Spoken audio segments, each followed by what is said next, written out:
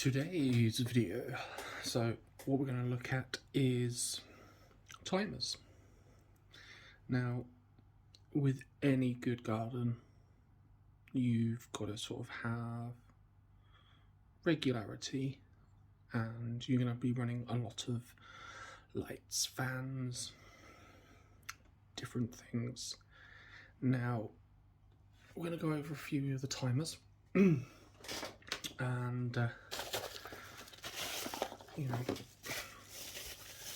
so this is your basic plug-in. Can't remember how many sections it is, but you can have intervals of 15 minutes. Great for low powered items. You couldn't run a sodium dual spectrum bulb off these. Well, I lie, you could. It wouldn't last very long, as the contactors inside this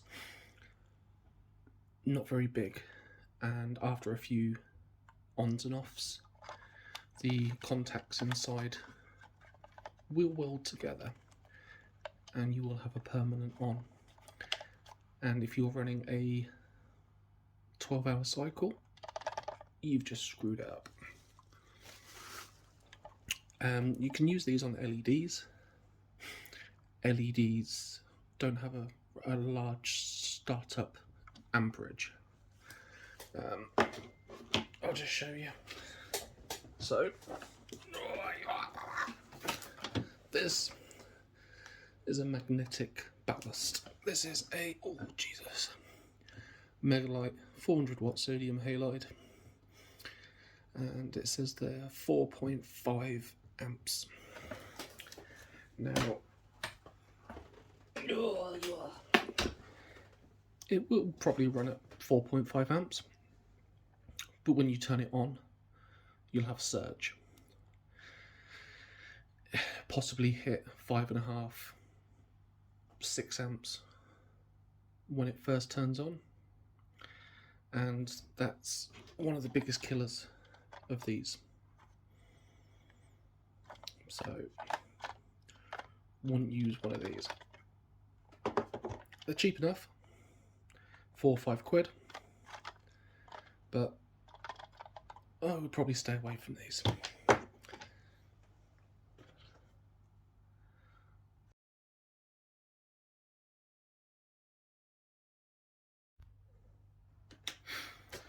Next on the list, just put that on. We have these. So this is made by Lumi, and this is Superlux. Now, these have bigger contacts inside, so they will power more inductive loads. And I believe, don't hold me to this, but one of these is rated up to 600 watts. I'll have to have a look at that. But with these are about a tenner. And to be honest, I would go for these if you're running a single light, even an LED. I would go for these. You know, they cost you a tenner, but you know the contacts inside these are going to live the multitude of on, off, on, off, on, off. And this one says it can handle up to a maximum of 3,200 watts at 13 amps. This one, 3,120 watts.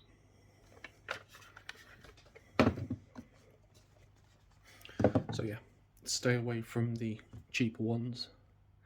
Even running them on normal things, they would. I just never been one to trust them. Okay, so we've gone over those.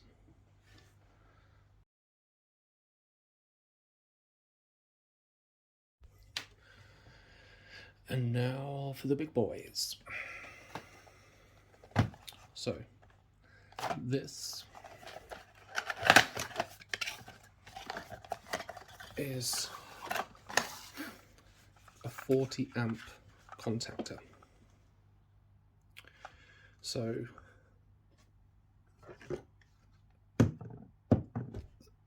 that will run one light. This, if you use one of those timers, this would be wired into a DIN rail, but using one of those, this can switch 40 amps, dual pole. I have got a project coming up. I'm building a contactor board. I've always been one to look at something and go, can I improve that? Can I build it slightly better? Can I build it cheaper? So I'm going to build a contactor board with these in an enclosure, so a consumer board, and I'm going to see how well I can make it. But yeah, if you're moving a lot of lights, especially the magnetic ballast that I just showed you, even this one, this is a basics dimmable ballast. You've got your 250, 400, 600, 660 overboost. Even if you're running a digital ballast, you still want to use one of these just to be on the safe side, you know, because you are dealing with electric, and electric is extremely dangerous if you don't know what you're doing. I have a fair grasp of electricity. Oh, do you know? Yeah, I have a fair grasp of electricity, so you know, I know my limitations. You know, so things like this don't bother me, but I am looking forward to building this consumer unit. I've got all the bits. It's going to be over-engineered to the extreme, and I'm looking forward to building that. Consumer unit you don't really use if, like I said, that you're running, what, 10, 15, 20, 30 or more lights.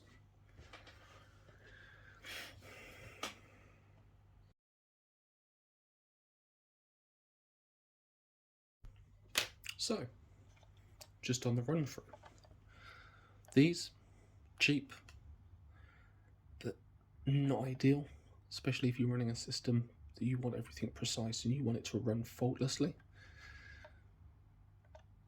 £4, £5. Heavy duty ones, tenner. Yeah, they're more expensive, but the longevity of these, I've used these a long time, never had a problem. These, I've had a few go on me. I think I've even got one that I stripped down to have a look and was not impressed by the internals. I'll see if I can find it and I'll show you.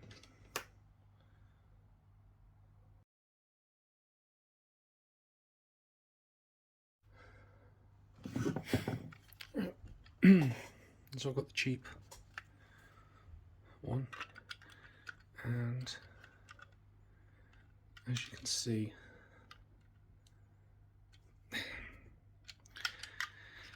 this one is supposedly rated to 3000 watts. Now,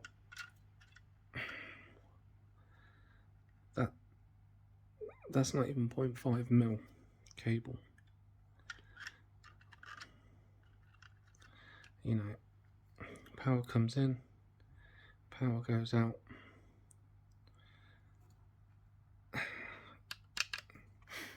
It's just not, you know, this, and I think, yeah, even when you look at you know, here,